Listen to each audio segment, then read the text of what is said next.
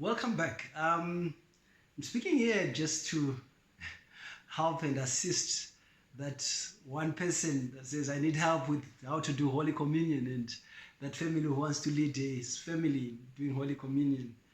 I just needs a few pointers on how to do it. And I'm speaking about it because it's one of the key things, especially when we, as believers, but especially this time when we are not together as a body.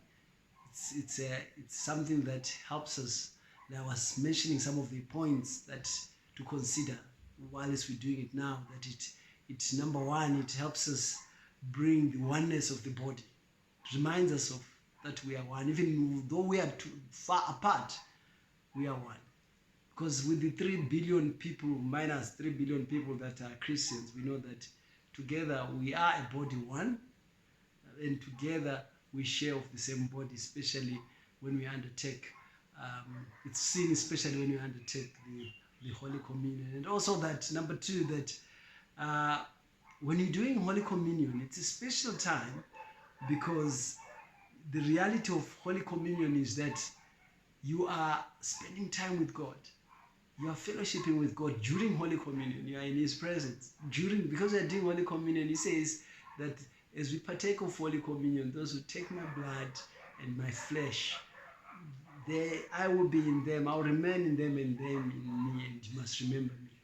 Number three, when you do Holy Communion, it's a fellowshipping. As an individual, you're speaking and reminding yourself, but as a family, you're reminding yourselves, the family, about who you are in Christ and what your belief is. And number four, that it's reminding and it's proclaiming that He is coming back. But I want to go a bit practical with this session and look at how they did it. They went from house to house. So Holy Communion is not just for church, for in church, but they were doing it house to house. And you can do it as an individual or as a family. So he says in Acts chapter 2, verse 46, and they continually, when they were meeting daily with one accord in the temple and breaking bread from house to house, did eat their meat with gladness and singleness of heart. And what I really want us to talk about now is, how do you do it?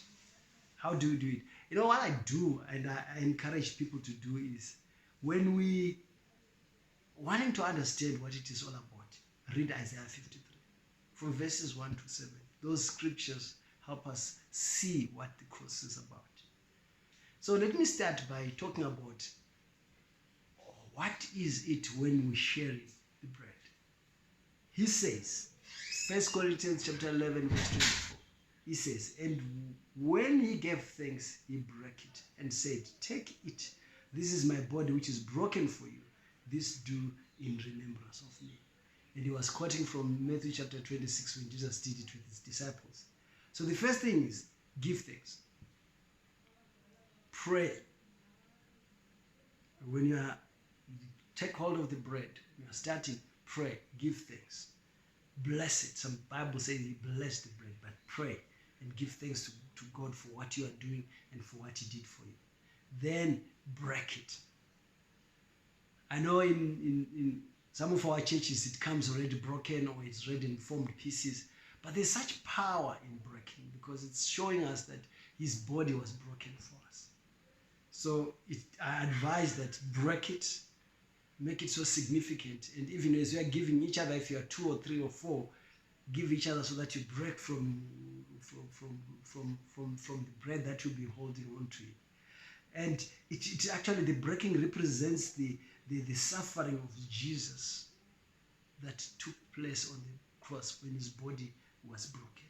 So break it. So that is to do with the breaking of bread. Meet me on the last part.